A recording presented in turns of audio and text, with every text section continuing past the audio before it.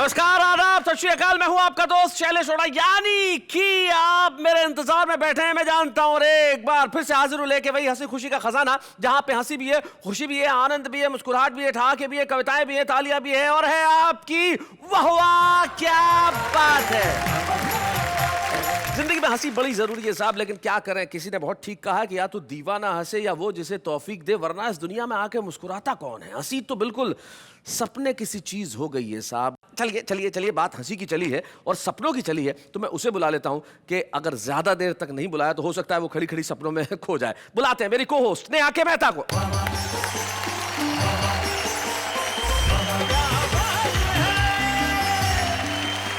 नमस्कार नमस्कार नमस्कार, मैं हूँ आप सबकी स्वप्न सुंदरी अंजलि तारक मेहता। स्वप्न सुंदरी? यस। जो सिर्फ सपने में सुंदर दिखती है।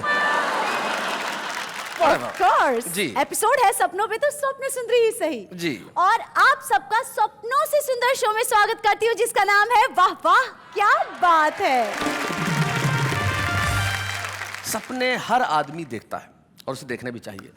छात्र को ये स्वप्न कि वो पास हो जाए, टीचर को ये स्वप्न कि पूरी क्लास बहुत अच्छा करे, जनता को ये स्वप्न कि नेता ठीक ठाक काम करे, नेता को ये स्वप्न कि वो जीत जाए, पत्नी को ये स्वप्न कि पति समय पे घर आ जाए, पति को ये स्वप्न कि जब समय पे घर आए तो पत्नी मुस्कुराती मिले, बच्चों को ये स्वप्न कि पापा टॉफी लेके आए और पापा को ये स्वप्न कि बच्चे बड़े होके पढ़ लिख के अच्छे आदमी बने। हमारा ये स्वप्न कि आपको हंसाएं और आपका ये स्वप्न कि हम कहें वाह वाह क्या बात है।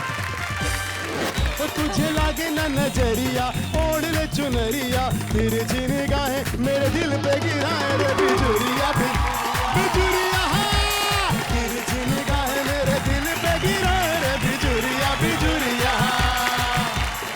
मैंने एक बच्चे से पूछा तुझे 8 का पढ़ा आता है? बोले हाँ आता है। 8 है कम 8, 8 दूनी 16, 8 तिया 24, 8 चौके 8 पंजे 8 छक्के 8 सत्ते 8 नमे 8 दाम 80। मैं बोला चुप, तेरा तो जीवन बर्बाद है। वो बोला सर पहाड़ा भूल गया तो क्या हुआ, धुन तो पूरी याद है। ले गई खरीद कर माचिस नहीं जली तो लौट के दुकानदार से वो लगी लड़ने और तीली को निकाल कर रगड़ा जो दाढ़ी पर, फौरन ही तीली लगी आग को पकड़ने। तो बोली यह देख कर इसको जलाने है तू घर से मैं आऊंगी क्या, मुझे रोज रोज तेरी दाढ़ी पे रगड़ने। एक बार हम भी कर रहे थे यात्रा, प्लेटफॉर्म पर देखकर सवारियों की मात्रा हमारे पसीने छूटने लगे, हम झोला उठाकर घर की ओर फूटने लगे। तभी एक कुली आया, मुस्कुरा के बोला अंदर जाओगे? कंधे पे उठाना पड़ेगा, धक्का दे के अंदर पहुंचाना पड़ेगा, मंजूर हो तो बताओ। हमने कहा देखा जाएगा, तुम उठाओ। कुली ने बजरंगबली का नारा लगाया और पूरी ताकत लगा के हमें जैसे ही उठाया कि खुद बैठ गया। हाथ जोड़कर बोला बाबूजी भगवान ही आपको उठा सकता है। मैंने एक बार अपने पति से कहा क्यों जी, अगर मैं आपसे लड़ झगड़ कर कहीं दूर चली जाऊं तो तुम क्या करोगे? रोगे? अखबारों में विज्ञापन दोगे? कैसे कैसे विज्ञापन दोगे, जरा मुझसे भी तो कहो। पति ने कहा री पगली, मैं तेरा शुभ चिंतक हूँ, लिखूंगा जहां भी रहो खुश रहो।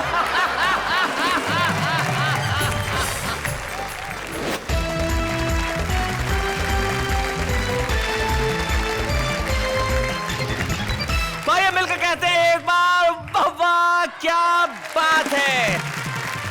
हमारे साथ हमारे 3 कवि मित्र हैं। हमारे साथ सबसे पहले जो बैठे हैं, शानदार, ऐसा लग रहा है जैसे पंचायत का चुनाव लड़ के सीधे सीधे आ रहे हैं या जाके लड़ेंगे। नाम इनका फारूक सरल है, लेकिन सरल साहब चुनाव मत लड़िएगा, क्योंकि इन दिनों चुनावों में सरल लोग चुनाव नहीं लड़ते हैं, काफी टेढ़े लोग चुनाव लड़ते हैं, इसलिए आपकी जगह यही ठीक है, आप अदब की महफिल में रहिए। हम स्वागत करते हैं फारूक सरल का। फारूक सरल साहब के पास जो बैठे हैं वो बैठे हैं, वो ऐसे योगी किस्म के आदमी है कि कहीं भी बैठ सकते हैं।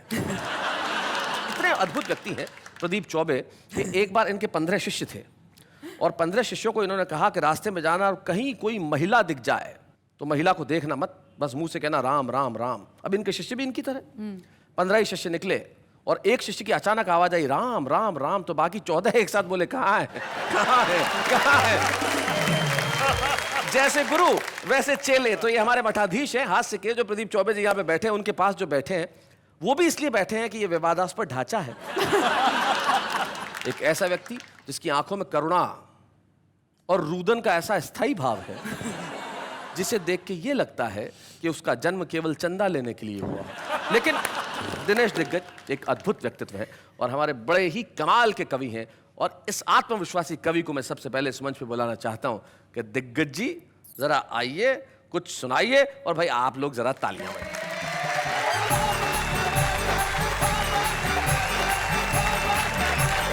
भाई साहब, आपने कहा नाम में क्या रखा है, सच बताता हूँ नाम में क्या रखा है, यहीं से बात शुरू करता हूँ जी।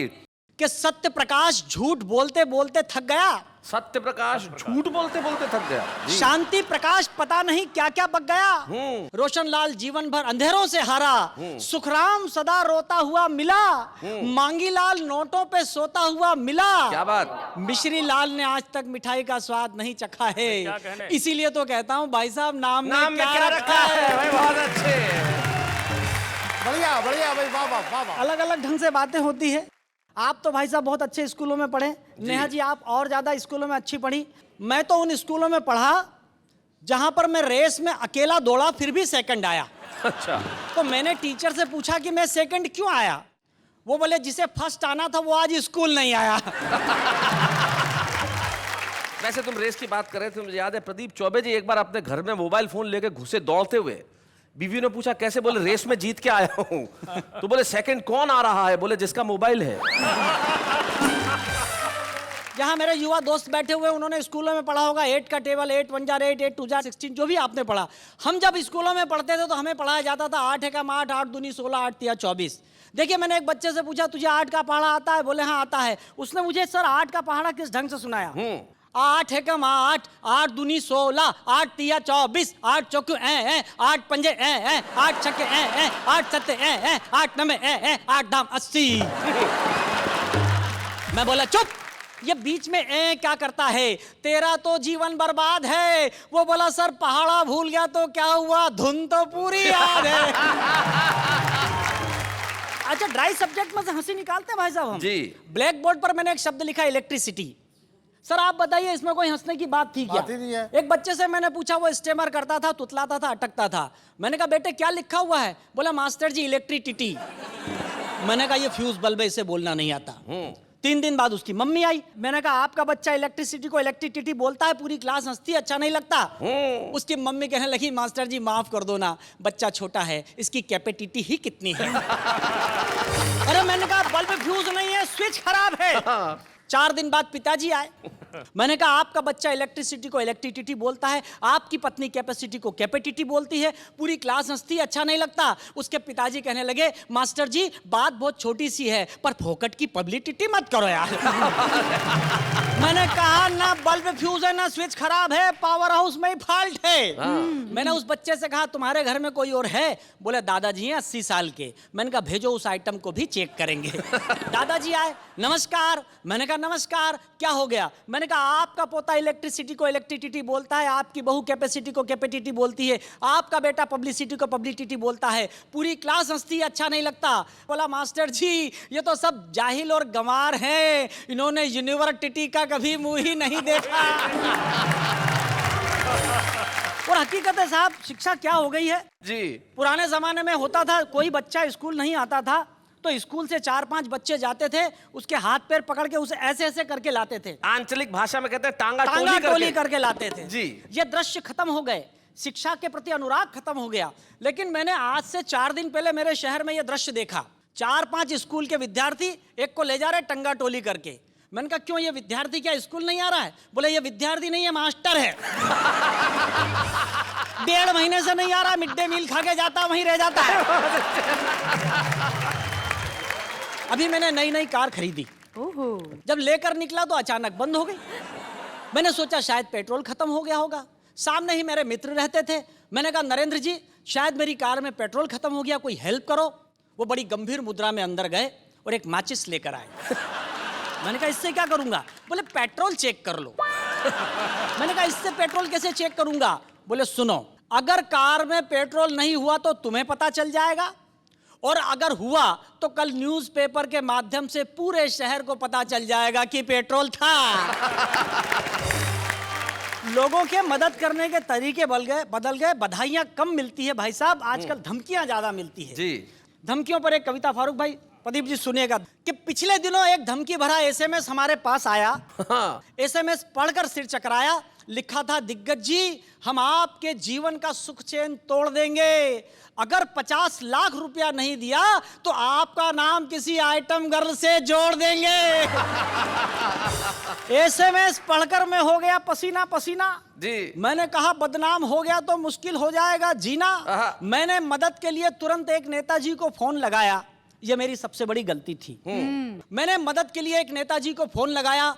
फोन स्वयं नेताजी ने उठाया। बोला, दिग्गज जी क्या हाल चाल हैं? मैंने कहा चाल तो ठीक है, हाल बुरा है। मेरे सीने पर धमकियों का छुरा है, मेरी मदद कीजिए। मदद शब्द सुनते ही वे आवाज बदल कर बोले, इस मार्ग की सभी लाइनें व्यस्त हैं, कृपया कुछ देर बाद डायल कीजिए। तभी मुझे मेरे एक वरिष्ठ कवि मित्र का ख्याल आया। मैं नाम नहीं बताऊंगा, नहीं तो आपको पता चल जाएगा कि मैं प्रदीप चौबे भाई साहब की बात कर रहा हूं। तभी मुझे मेरे एक वरिष्ठ कवि मित्र का ख्याल आया।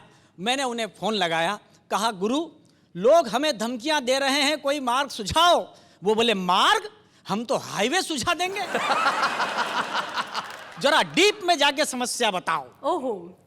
मैंने कहा, गुरु लोग मेरा नाम आइटम गर्ल के साथ जोड़ रहे हैं। आइटम गर्ल का नाम सुनते ही गुरु क्रोध में आ गए। मुझे लगा कि आज तो धरती और अंबर हिल जाएगा। धीरे से आकर बोले, जिसने तुझे धमकी दी है उसका मोबाइल नंबर मिल जाएगा। मैंने कहा बिल्कुल मिल जाएगा गुरु। बोले फिर तू ही डायल कर, हो जा शुरू। डायल तो मैं भी कर सकता था, कोई डिफरेंस नहीं है, पर फिलहाल मेरे मोबाइल में बैलेंस नहीं है। तो मैंने कहा, गुरु क्या आप धमकी देने वाले को डराएंगे, धमकाएंगे या समझाएंगे? बोले, न डराएंगे, न धमकाएंगे, न समझाएंगे, हम एक नई टेक्निक अपनाएंगे। तेरा नाम डिलीट करके हम अपना नाम जुड़वाएंगे। क्या बात है, बहुत अच्छे। क्या कहने, वाह वाह वाह। अचानक वे शायरी करने लगे। अरे हजारों साल नरगिस अपनी बेनूरी पर रोती है, तब कहीं जाकर चमन में एक फूल खिलता है। और सच बात तो यह है कि आम आदमी को आजकल बदनाम होने का मौका ही कहाँ मिलता है। क्या बात है भाई, वाह वाह वाह वाह। दिग्गज भाई तुझे बधाई, तुझे धमकियां मिल गई, हमें कविता मिल गई। ये धमकियां नहीं थी, नई कविता के लिए नया प्लॉट है। वाह वाह क्या बात है, वाह वाह क्या बात है।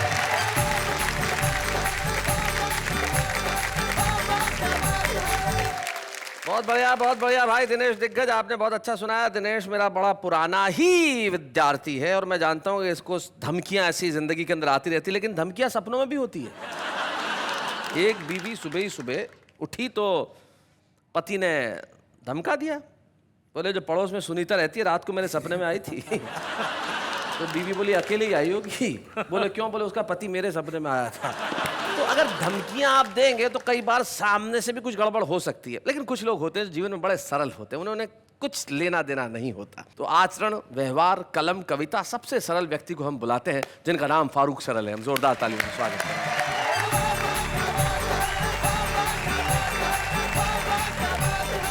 बहुत अच्छा लग रहा वाह में आके के। मैं सोच रहा हूँ 2 छंद अपने मिजाज के विपरीत पढ़ दूँ, जिसमें आप सरल नजर नहीं आ रहे हैं। मैंने जब परचून की दुकान खोली, ग्रोसरी स्टोर जिसमें घर का छोटा मोटा सामान मिलता हो जी, पहले ही दिन एक महिला माचिस खरीद के ले गई। बरसात के मौसम में माचिस थोड़ी सीली थी, वो जली नहीं, वापस करने आई। मैंने एक तीली निकाली और उसको थोड़ी देर तक अपनी दाढ़ी के ऊपर रगड़ा। माचिस सूख गई और मैंने जला के दिखाया। बोला, माचिस बहन जी बहुत अच्छी, इसको ले जाओ। लेकिन महिला बिगड़ गई, बोली अब मैं माचिस से बिल्कुल नहीं ले जाऊंगी। मैंने कहा तर्क के आधार पर उत्तर दो, माचिस क्यों नहीं ले जाओगी जब जल रही है? तो उसने जो तर्क दिया वो मैं पढ़ता हूँ, सुनिएगा। कि ले गई खरीद कर माचिस नहीं जली तो लौट के दुकानदार से वो लगी लड़ने, और तीली को निकाल कर रगड़ा जो दाढ़ी पर, फौरन ही तीली लगी आग को पकड़ने। तो बोली, यह देख कर इसको न ले जाऊंगी, पैसे कर वापस न बात दे बिगड़ने, और इसको जलाने है तू घर से मैं आऊंगी क्या, मुझे रोज रोज तेरी दाढ़ी पे रगड़ने। वाह भाई वाह वाह, क्या बात है। अक्सर पति पत्नियों में नोक झोंक चला करती है। जी। नोक झोंक जब ज्यादा बढ़ जाती है तो कभी कभी पत्नियां अटैचियां बांध लिया करती हैं। आप सब जानते हैं अटैची बांध करके पत्नी कहाँ जाती है। जी। अधिकांश विश्वास पतियों को होता है कि मायके ही गई, लेकिन बताती नहीं। एक छंद वहां से निकलता जी। कि झगड़े के बाद बोली मैडम अटैची बांध, मुझे किसी भांति इस घर में न रहना।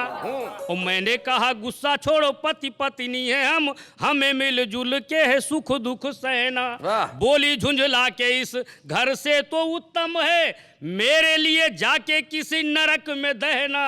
और मैंने कहा अच्छा यदि नरक में जाती हो तो मम्मी जी से अपनी मेरा सलाम कहना। अभी शैलेश जी ने कहा था कि मैं चुनाव लड़ने की मुद्रा में हूं, लेकिन उन्होंने मशवरा दिया था तो मैं थोड़ी देर के लिए चुनाव लड़ता हूं और मेरा दावा है कि मैं ही चुनाव जीतूंगा। उसका कारण यह है कि जो मेरा प्रतिद्वंदी है, प्रतिपक्ष में है, वो भी मेरे ही समान गुण वाला, दोष वाला है। अच्छा। तो थोड़ी देर के लिए मान लीजिए कि एक प्रत्याशी मैं हूँ, एक प्रत्याशी मेरा भाई दिनेश दिग्गज है। ठीक। दोनों में गुण दोष सब बराबर हैं। एक एक्स्ट्रा बाल वाला, एक बिना बाल वाला। थोड़े बहुत अंतर चलते हैं जी।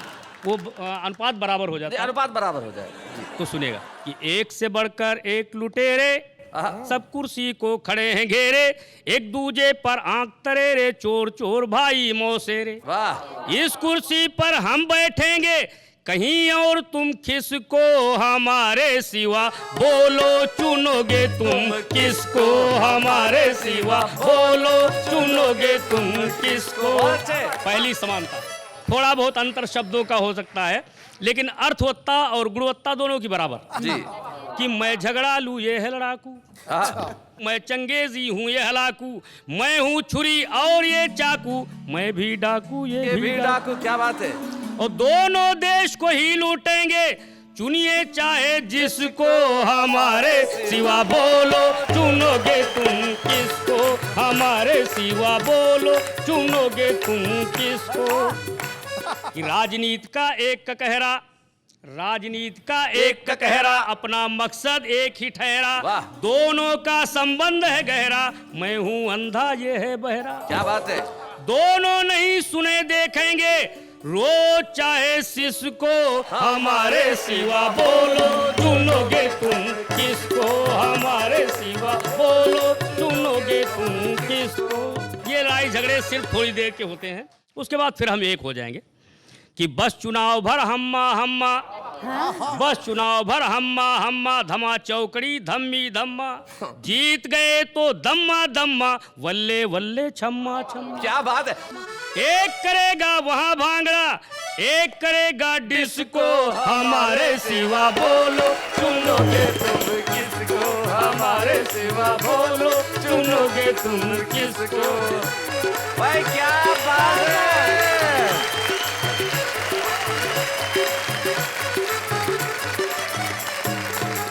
भाई फारूक भाई क्या बात है। आपके लिए मिलकर एक बार कहते हैं वाह वाह क्या बात है। सचमुच अगर हमारी बारी आई कि हम किसे चुने तो हम आपके सिवा किसी को नहीं चुनेंगे। हाँ, क्या खूबसूरत गीत आपने सुनाया, इतना बढ़िया व्यंग गीत। हमारे देश का हाल ऐसा ही है, लेकिन आपको क्या लगता है नेता सिर्फ यही सपने देखते हैं? प्रदीप भाई, एक नेता एक सपना देखता था कि रोज सपने में रात को चुनाव हार जाता था तो डॉक्टर के पास पहुंचा, कुछ दवाई दीजिए, मैं रोज रात को सपने में चुनाव हार जाता हूँ। डॉक्टर ने दवाई दी, दूसरे ने आया, बोले क्या दवाई दी, गड़बड़ हो गई। बोले क्या? बोले कल तक तो हार ही रहा था, आज तो जमानत जब्त हो गई। तो जिस देश में सपनों में भी ये हाल हो उस देश का क्या किया जाए। लेकिन कुछ लोग होते हैं जो हकीकत में इतना हंसाते हैं कि आप सपने भी उन्हीं के देखते हैं। प्रदीप चौबे उनमें से ऐसा ही नाम है जो हकीकत में आपको इतना हंसाएंगे कि आज रात को जब आप सोएंगे तो सपने में भी आपको प्रदीप चौबे नजर आएंगे। लेकिन डरावने सपने उसे नहीं कहते, वहां पे भी वो आपको हंसाने के लिए आएंगे। प्रदीप चौबे, जिन्हें मैं प्यार से और जो मुझे प्यार से मिस्टर चौबी कहते हैं। तो एक मिस्टर चौबी इधर है, एक मिस्टर चौबी उधर है। तो मिस्टर चौबी जरा आइए, हम आपके लिए जोरदार तालियां बजाते हैं। प्रदीप चौबे।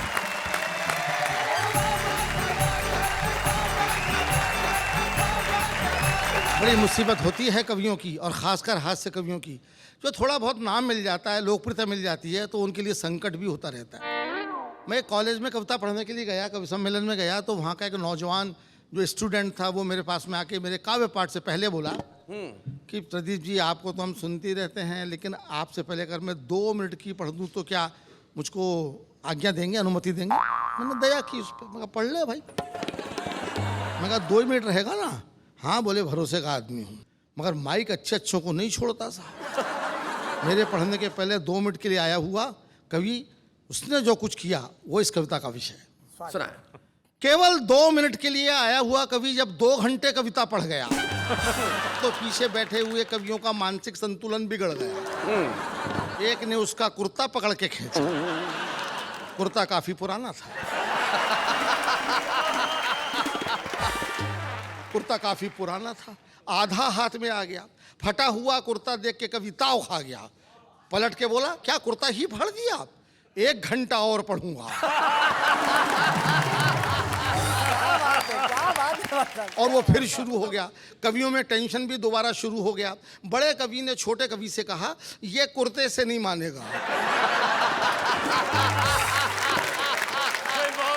बस साहबी वाली बात है जो आपके हंसने के लिए जिंदगी मिलती है। 2 बैठे हैं बेचारे यहाँ पर, इनको गंजा गंजा कह करके ये मुझे बहुत बुरा लगता है, बहुत बुरा लगता है। भाई गंजों के अनुभव बड़े शार्प होते हैं। एक गंजे के पास खड़ा था, एक विराट गंजा था। ये तो क्या लगते हैं, वहां तो पूरा मैदान ही साफ था, दूर तक कहीं छाया नहीं थी, पूरा मैदान चमक रहा था। अगला धूप में और खड़ा था और तेल भी लगा रखा था। मेरी तो निगाह तक फिसल रही थी।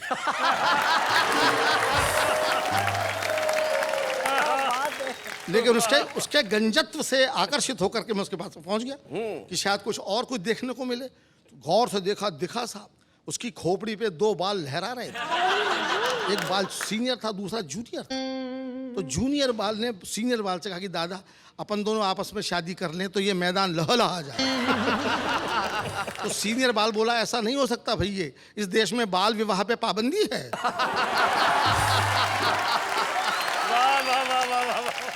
रेल यात्रा की कविता में सुना देना चाहता हूं। आज तो रेलों में बड़ी सुविधाएं हैं साहब, एसी वेसी हैं, तमाम है, सब कुछ है। एक ज़माने में रेलों में केवल रेल ही होती थी। और अभी मैं गया आपके राजस्थान में बीकानेर इलाके में, वहाँ पर आज भी मीटर गेज है, मीटर गेज। वो शायद आप मीटर गेज के बारे में नहीं जानते होंगे, क्योंकि ब्रॉड गेज चलता है आजकल, मुझे खुद नहीं मालूम था जी। और वहाँ मीटर गेज थी, उसी में बैठना था। तो मैंने गार्ड से पूछा कि गार्ड साहब मीटर गेज किसको बोलते हैं? तो बोला बैठ के देखो। मैं बैठ गया, उसी में जाना था। मीटर गेज में बैठने के बाद मुझे पता चला कि वो गाड़ी 1 घंटे में 1 मीटर जाती थी। और जब वो गाड़ी चली तो उसकी स्पीड देख के मेरे को रोना आ रहा था। अच्छा। तो मैंने गार्ड से पूछा कि गार्ड साहब एक फ़ोन करके आ जाऊं तो क्या मैं दौड़ के गाड़ी पकड़ लूंगा? तो गार्ड बोला बहुत तेज मत दौड़ना, वरना अगली गाड़ी में बैठ जाओगे। रेल की जनरल बोगी में सफ़र किया मैंने, आपको सच्ची का कविता सुना रहा हूँ। उसे रेल की जनरल बोगी इसलिए कहते हैं कि उसमें धक्के खाते खाते आदमी में जनरल जैसा विल पावर आ जाता है। तो उसमें जो कुछ हुआ बताता हूँ जी। भारतीय रेल की जनरल बोगी, पता नहीं आपने भोगी कि नहीं भोगी। एक बार हम भी कर रहे थे यात्रा, प्लेटफॉर्म पर देखकर सवारियों की मात्रा हमारे पसीने छूटने लगे, हम झोला उठाकर घर की ओर फूटने लगे। तभी एक कुली आया, मुस्कुरा के बोला अंदर जाओगे? हमने कहा तुम पहुंचाओगे? वो बोला बड़े बड़े पार्सल पहुंचाए हैं, आपको भी पहुंचा दूंगा, मगर रुपए पूरे 50 लूंगा। हमने कहा 50 रुपया? वो बोला हाँ भैया 2 रुपए आपके बाकी सामान के। हमने कहा यार सामान नहीं है, अकेले हम हैं। वो बोला बाबूजी आप किस सामान से कम हैं? भीड़ देख रहे हैं, कंधे पे उठाना पड़ेगा, धक्का दे के अंदर पहुंचाना पड़ेगा, मंजूर हो तो बताओ। हमने कहा देखा जाएगा, तुम उठाओ। कुली ने बजरंगबली का नारा लगाया और पूरी ताकत लगा के हमें जैसे ही उठाया कि खुद बैठ गया। ताकत लगा के जैसे ही उठाया और खुद बैठ गया। दूसरी बार कोशिश की तो लेट गया। हाथ जोड़कर बोला बाबूजी भगवान ही आपको उठा सकता है, हम क्या खाकर उठाएंगे, आपको उठाते उठाते खुद दुनिया से उड़ जाएंगे। तभी गाड़ी ने सीटी दे दी, हम झोला उठाकर धाए, बड़ी मुश्किल से डिब्बे के अंदर घुस पाए। डिब्बे के अंदर का दृश्य और घमासान था, पूरा डिब्बा अपने आप में हल्दी घाटी का मैदान था। लोग लेटे थे, बैठे थे, खड़े थे, जिनको कहीं जगह नहीं मिली वो बर्थ के नीचे पड़े थे। अच्छा। हमने गंजे यात्री से कहा भाई साहब थोड़ी सी जगह हमारे लिए भी बनाइए। वो सिर झुका के बोला आइए हमारी खोपड़ी पे बैठ जाइए। झल्लाया हुआ था बहुत। तभी एक भरा हुआ बोरा डिब्बे के अंदर चढ़ा, आगे बढ़ा और गंजे के सिर पर गिर पड़ा। गंजा चिल्लाया किसका बोरा है? बोरा फौरन खड़ा हो गया और उसमें से एक लड़का निकल के बोला, अकेला बोरा नहीं है अंकल जी, बोरे के अंदर 12 साल का छोरा है। अंदर आने का यही एक तरीका है, हमने अपने माँ बाप से सीखा। वाह, आप तो एक बोरे में घबरा रहे हैं, जरा ठहर तो जाओ, अभी गद्दे में लिपट के हमारे बाप जी अंदर आ रहे। उनको आप कैसे समझाएंगे, हम तो खड़े भी हैं, वो तो आपकी गोद में लेट जाएंगे। एक और देखिए, छोटा सा व्यंग है जी। एक यात्री बर्थ के नीचे से निकलता हुआ अपनी आंखें मलता हुआ फिल्मी अंदाज में बोला, मैं कौन हूं? मैं कौन हूं? उसका पड़ोसी बोला, शुक्र करो बेटा कि हो, वरना कल रेलवे कर्मचारी पूछते कि ये कौन था।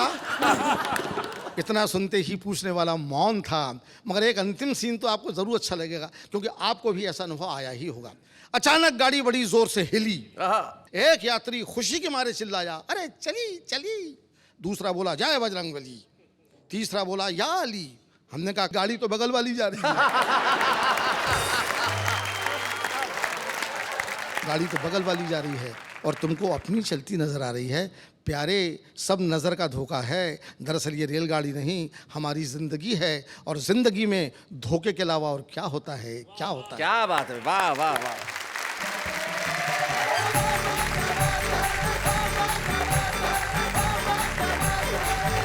तो भाई आज मैं जानता हूं कि रात को जब आप सोएंगे तो अगर आपको स्वप्न भी दिखेंगे तो उसके अंदर ठहाके और हंसी होगी। हम यही तो चाहते हैं कि जिंदगी में आप चाहे जगह या सोएं, जिंदगी भर हंसते रहें और हंसी ही हो आपके जीवन का दूसरा नाम। लेकिन हम लेते हैं एक अल्प विराम।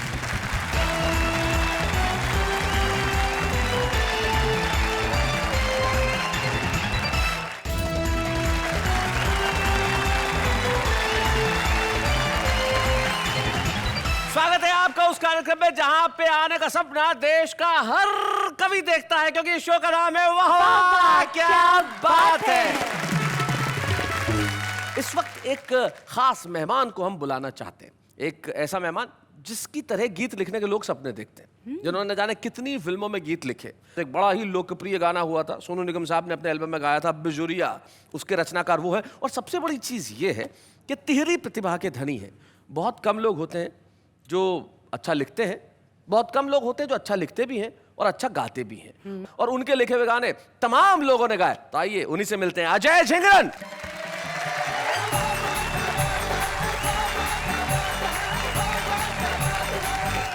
पहले वही गीत पेश करूंगा जो मेरी पहचान बना हुआ है पूरे देश में। मेरा पहला गीत था, तो मुझे आज भी वो लम्हा याद है जब वो गीत रिलीज हुआ था तो मैं कैसे भाग के ऑडियो की शॉप पे गया था खरीदने के लिए अपना कैसेट। ये सपना होता है, सहारनपुर से एक लड़का आता है जिसका नाम अजय झिंगरन होता है, और इनकी एक ख्वाहिश होती है कि जब मेरा गाना आया तो मैं ऑडियो कैसेट खरीद के लाऊं। ये ख्वाहिश पूरी हुई। एक खूबसूरत गाना अजय हमें सुना रहे हैं जो अजय ने लिखा।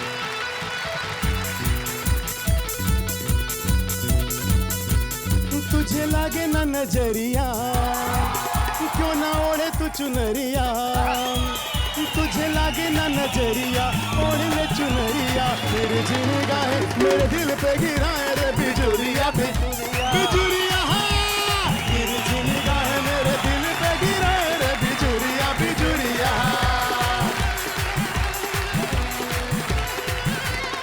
नमत वाले ये बाल घुंघराले, ये भोले भाले दिल पे चलाए छुरिया। महकी हवाएं भी यही गुनगुनाए कि दिल से दिल मिला ले या मिटा दे दूरियां। सुन बाकी रे गुजरिया, हो मैं हूँ तेरा ही सांवरिया। सुन बाकी रे गुजरिया, तेरा ये सांवरिया। तुझ पे ही मरता है नाम तेरे, करता है सारी उमरिया। पंक्तियां देखिए, ख्वाबों की तू रानी है, गीतों की जवानी है, तेरे बिना अब कहीं लागे ना जिया। इतनी सी कहानी है, तू ही जिंदगानी है, गोरिया ये तूने कैसा जादू है किया। हो सुन बाकी रे गुजरिया, हो मेरी भोली सी बावरिया। हो सुन बाकी रे गुजरिया, भोली सी बावरिया। तेरी अंगड़ाई मेरे दिल पे है छाई, आए बन के बदरिया। ओ तेरी अंगड़ाई मेरे दिल पे है छाई, आए बन के बदरिया। ओ तिरछी निगाहें मेरे दिल पे गिराए रे बिजुरिया, बिजुरिया। Thank you. क्या बात है अजय भाई, क्या बात है। मैं जानता हूं कि आप जब बिजुरिया जैसे हिप हॉप लिखते हैं और कमाल करते हैं, वहीं आप शानदार कव्वाली भी लिखते हैं, तो क्यों ना वो सुना दें? बिल्कुल, आपका आदेश सर आंखों पर। जी। दिम दिम ताना धीरे नाम ताना ना नाम, दिम दिम ताना धीरे नाम, दिम दिम ताना धीरे नाम ताना ना नाम, दिम दिम ताना धीरे नाम।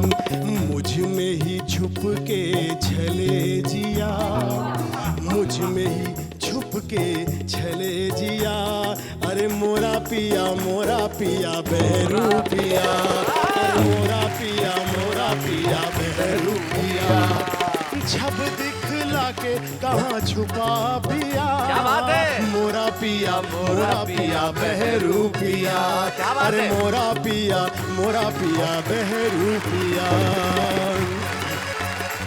इसकी हकीकी की पंक्तियां देखिएगा। इरशाद। मेरे लब पे तेरे नगमे जवां हैं, मेरे दिल पे तेरे दिल के निशां हैं, कि अब मैं बन गया तू और तू मैं, कोई कह दे जुदा हम तुम कहाँ हैं, मुझ में ही छुप के छले जिया, मोरा पिया बहरू पिया। फोटो पे इनकार बहुत है,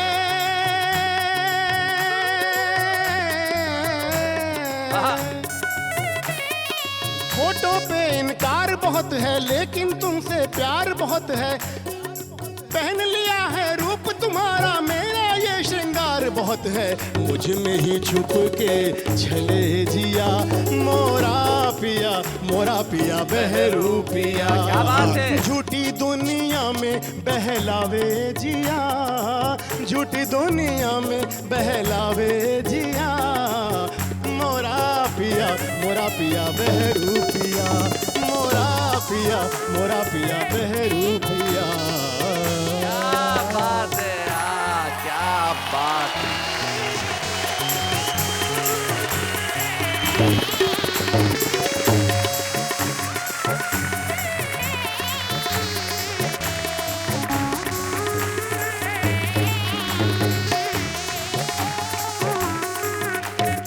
क्या बात है। अजय झिंगुरन जी ने जिस ढंग से, जिस अंदाज से अपनी रचनाओं को यहाँ सुनाया, उससे ये साबित होगा कि कविता हर जगह बसती है। ऐसे बहुत सारे छुपे रुस्तम होते हैं जो जिंदगी में किसी भी मुकाम पर रहें लेकिन अपने कवि को मरने नहीं देते। जैसे कि सबसे कठिन काम अगर इस देश में कोई है तो वो है हाउसवाइफ होने का। ट्रू। लेकिन कुछ छुपे रुस्तम ऐसे होते हैं जो घर में रह के सिर्फ घर ही नहीं संभालते, लफ्जों को भी संभाल के रखते हैं, अल्फाज भी उनके पास होते हैं। एक ऐसी ही छुपे रुस्तम आज हमारे साथ है जो दुर्ग में रहती हैं।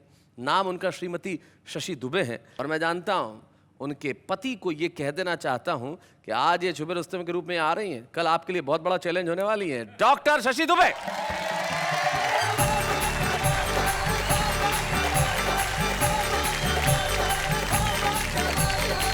शैलेश जी। जी। तनाव से चेहरे पर पिंपल पड़ते हैं जी। रोने से चेहरे पर रिंकल पड़ते हैं, इसलिए वाह वाह क्या बात है देखकर मुस्कुरा दो, क्योंकि मुस्कुराने से चेहरे पर डिंपल पड़ता है। क्या बात है, क्या बात है। एक कुंवारी कन्या ने बुजुर्ग महिला से पूछा, प्यार और शादी में क्या भिन्नता होती है? महिला ने कहा, रे पगली, प्यार अंधा होता है और शादी आंखें खोल देती है। प्यार में दो दिल इतने पास आ जाते हैं, इतने पास आ जाते हैं कि बिना बोले एक दूसरे की सारी बातें समझ जाते हैं। क्या बात है। और शादी में शरीर तो पास रहते हैं किंतु दिल इतने दूर हो जाते हैं, इतने दूर हो जाते हैं कि बिना चिल्लाए एक दूसरे को अपनी बातें समझा नहीं पाते। क्या बात है, बहुत बढ़िया। प्यार है टॉफी जो रहती तो कुछ देर तक है किंतु मुंह में मिठास घोल देती है, और शादी है च्युइंग गम जो रहता तो देर तक है पर मुंह बेस्वाद कर जाता है। वाह वाह। दरअसल प्रेमिका नाम है प्यास का, और पत्नी नाम है तृप्ति के एहसास का। वाह वाह। पुरुष प्यास की खातिर बार बार प्रेमिका के पास जाता है किंतु पत्नी के बिना रह भी नहीं पाता है। वाह वाह वाह वाह, बहुत अच्छे। पुरुष चाहता है दोनों हाथों में हो लड्डू किंतु अरे ओ निखड्डू, तुझे इतनी सी बात समझ में नहीं आती है कि एक म्यान में दो तलवारें कभी रह नहीं पाती। क्या बात है, बहुत अच्छे।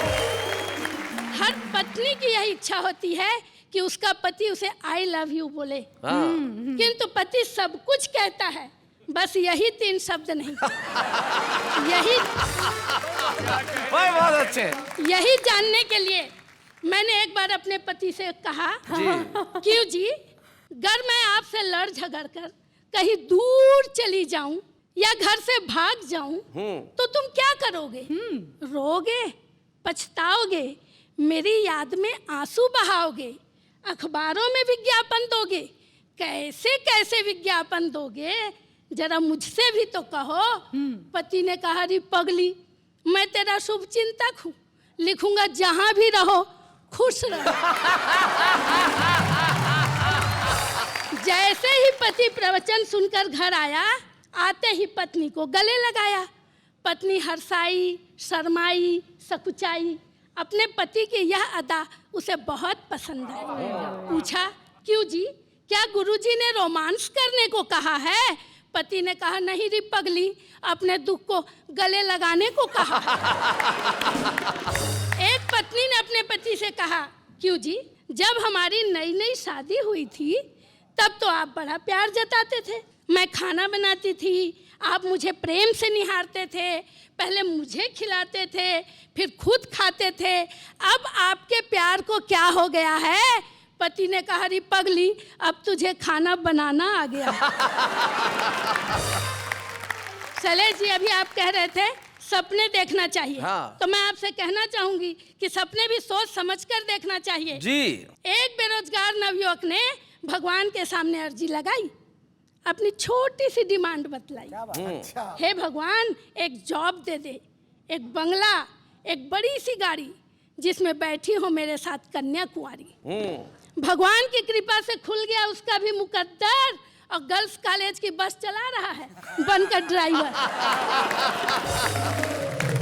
एक नवयुवती जिसने देखी थी पिक्चर शोले, बार बार भगवान के सामने यही डायलॉग बोले, हे भगवान, मुझे कुछ नहीं चाहिए, मेरी माँ को एक दामाद दे दे। भगवान की कृपा से उसकी भी किस्मत खुल गई और उसकी तो नहीं, उसकी छोटी बहन की शादी हो गई।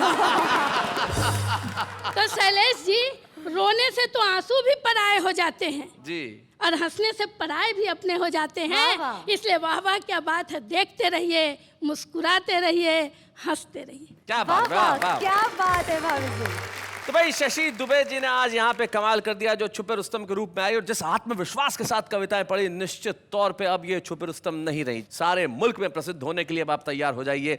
आपकी कविताएं आज सारी दुनिया ने सुनी है और कल जब आप जाएंगी, लोग आपके ऑटोग्राफ लेंगे और कहेंगे आप वही है ना जो छुपे रुस्तम में आई थी। आइए हम आपके ऑटोग्राफ के जीवन की शुरुआत करते हैं और आपको एक स्मृति चिन्ह देना चाहते हैं कि आपकी सफलता का प्रारंभ उस मंच से हुआ जिसका नाम है वाह वाह क्या बात है।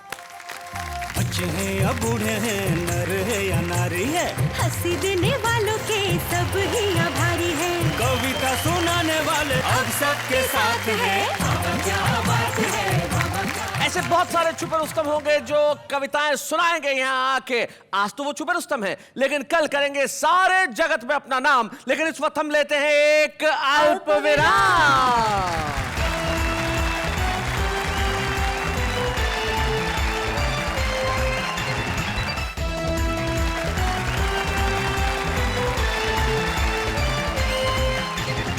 स्वागत है फिर से आपका हमारे उसी शो में जिसका नाम है वाह वाह क्या बात है।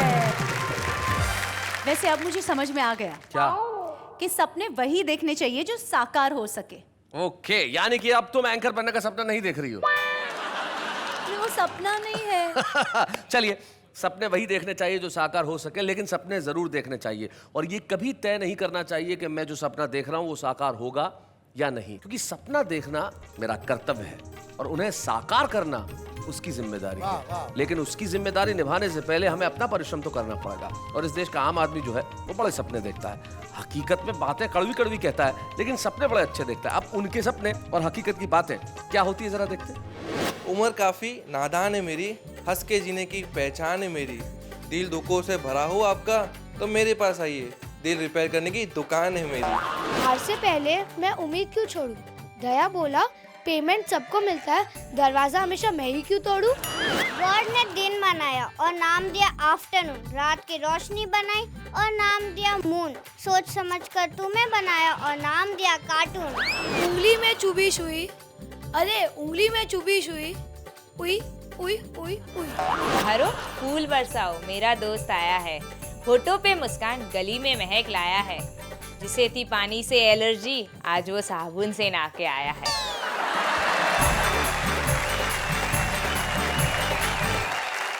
तो भाई ये जो हमारा कॉमन मैन है, जो आम आदमी बड़ा कमाल करता है, और हमारे देश में जो 80% देश गांवों और कस्बों में बसा हुआ है, वो हमारा देश आम आदमी ही है। वहां पे अगर कोई व्यक्ति तरक्की करता है तो बड़ी खुशी की बात होती है।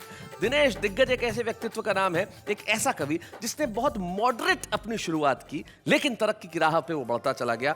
हम मिलकर सम्मान करते हैं आज उज्जैन से आए दिनेश दिग्गज का। बच्चे हैं या बूढ़े हैं, नर है या नारी है, हंसी देने वालों के सब ही आभारी है, कविता सुनाने वाले सबको हंसाने वाले अब सबके साथ है। बड़ी खुशी की बात है कि आज दिनेश जी की पत्नी यहाँ पे उपस्थित है, प्रेमशीला श्रीवास्तव। मैं उन्हें इस मंच पे आमंत्रित करता हूँ। आइए प्रेमशीला श्रीवास्तव। प्रेमशीला जी, स्वागत है आपका। धन्यवाद। आपकी अरेंज मैरिज है या लव मैरिज? Arrange marriage. लेकिन हमें तो विश्वस्त सूत्रों द्वारा ज्ञात हुआ है कि ये लव मैरिज थी। ये सब लोगों को पता लग जाएगा इसलिए। मतलब अरेंज बता रही है, तो लव मैरिज बताने में क्या दिक्कत है? मतलब इनसे प्यार हुआ, इसमें शर्मिंदगी है? तो क्यों? क्योंकि सभी लोग सुन रहे होंगे। भाई देखो, भारतीय संस्कृति देखिए कि सभी लोग सुन रहे हैं, तो मैं सबके सामने नहीं कह सकती कि मैं पति से प्यार करती हूँ। भाई वाह वाह, इस संस्कृति को प्रणाम करते हैं, बहुत अच्छे। क्या कैसा व्यवहार रहता है घर में इनका? डरते हैं मुझसे बहुत। क्या आप मतलब पीटती वीटती हैं, क्या करती हैं? नहीं, पीटती नहीं है, फिर भी डरते हैं, खाली धमका रखा है? हाँ। अच्छा। आज आप कैसा महसूस कर रही हैं? आज मुझको बहुत खुशी हो रही है कि आपने यहाँ इनको सम्मान किया और मुझे भी बुलाया। बहुत बहुत ज़्यादा खुशी हो रही है। क्या बात है, वाह वाह, बहुत स्वीट है। दिनेश, आप कुछ कहना चाहते हैं? निश्चित रूप से आज खुशी का इसलिए भी मौका है कि जहाँ मेरी पत्नी और मुझे आपने सम्मानित किया, लेकिन उससे बड़ी बात यह है कि मेरे परिवार के जो सबसे अहम और बड़े सदस्य हैं, हमारे आचार्य पीठ के जो सबसे बड़े सदस्य हैं, यानी आप, वो आप मेरे साथ हैं। और शायद ज़िंदगी में ईश्वर से मैंने अगर और कुछ भी मांगा होता आज के दिन तो मिल जाता, पर आज आपने मेरा जो सम्मान किया आपकी उपस्थिति में, आपके हाथों से, शायद मैं इस जन्म में नहीं भूल पाऊंगा। और अगला जन्म अगर मुझे मिला तो आपको बड़े भाई के रूप में ढूंढना मेरी पहली प्राथमिकता होगी।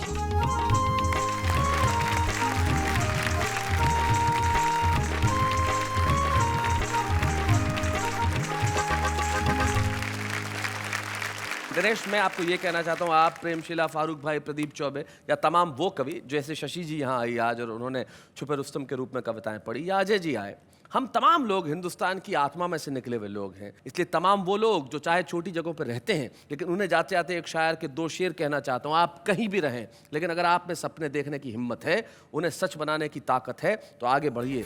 ज़माना आपका इंतजार कर रहा है। तब मैं कहता हूँ कि दिल आंखें बंद करके भी वो चेहरा देख सकता है। वो तमाशा ही नहीं है, मगर तमाशा देख सकता है। और हम खिड़कियां दरवाजे बंद कर ले तो भी क्या होगा, जो सूरज है उसे जमाना देख सकता है। वाह वाह, क्या बात है।